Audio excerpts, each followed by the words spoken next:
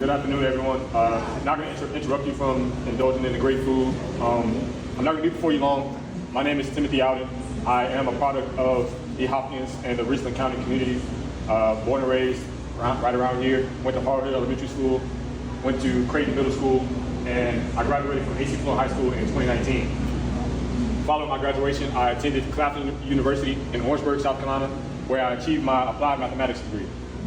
Following graduation, I relocated to Houston, Texas, where I was working as a data analyst for Deloitte for some time within the Risk and Financial Advisory Department. Now, that's the material introduction of Timothy Alden.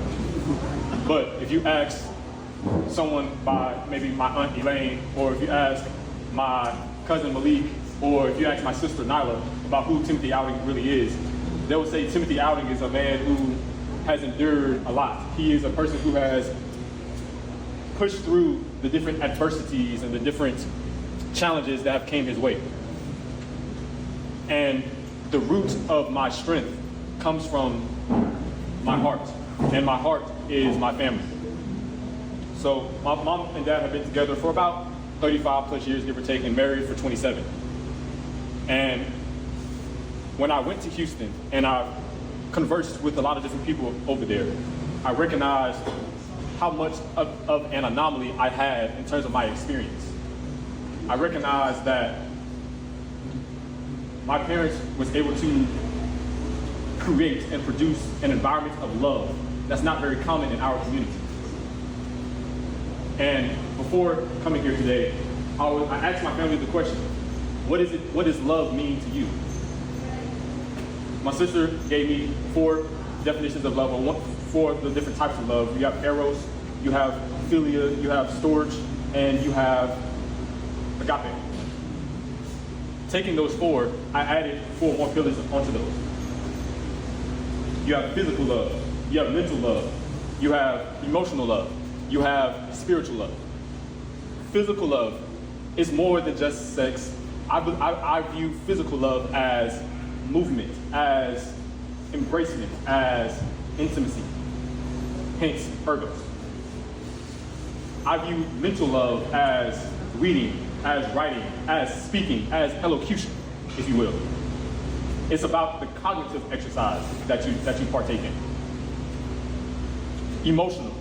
So, outside of Mr. JT and myself, me and him possess a lot of testosterone. That's the hormones that we have. That's the emotion that we evoke. But the divine women in the room, you all have an infinite amount of estrogen, an infinite amount of emotion that you battle on a day-to-day basis, on a week-to-week basis, on a month-to-month, even yearly basis. And everyone in this room has a different level of experience, depending on your age and the amount of experiences that you have.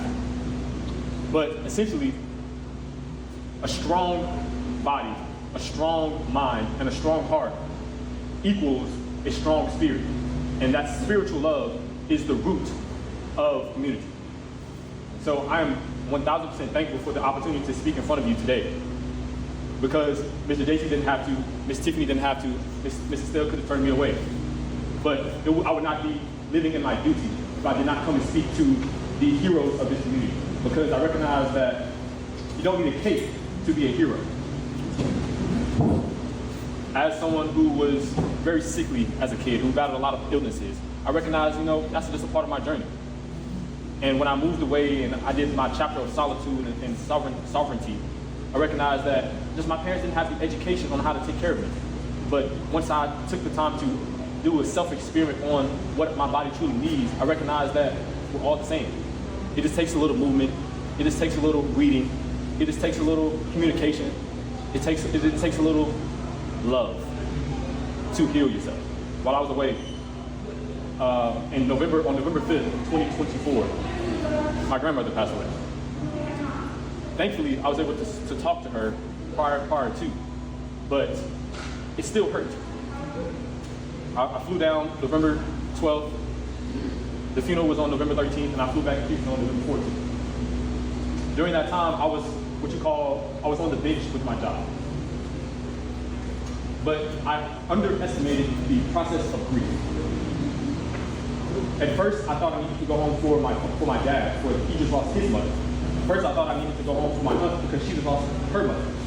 But I recognized I needed to go home for myself, in addition to my sister, in addition to my cousins, in addition to my younger cousin, who would see her every day coming home from school.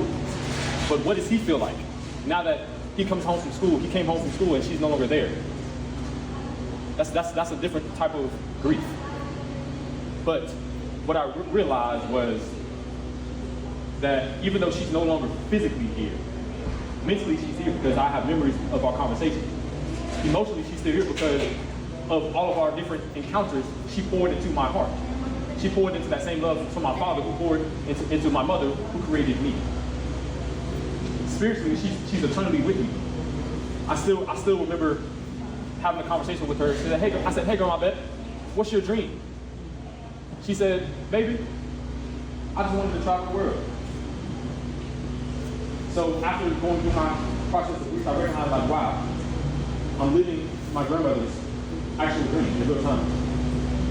So after I was laid off, I wasn't really bothered, if you will, because in that time beforehand, I was still living out her dream. I was able to move from Hopkins, South Carolina to Houston, Texas. Although the populations are different, although the names are different, it's still Southern culture, it's still Southern community. So I still felt right at home. To wrap things up, I leave you all with a challenge. I challenge you to pour into the next generation. I challenge you to take up your nieces, take up your niece's friends, take up your niece's friends and friends, and pour into them. Because this world is attacking the union of black love. They don't want the black man and the black woman to come together.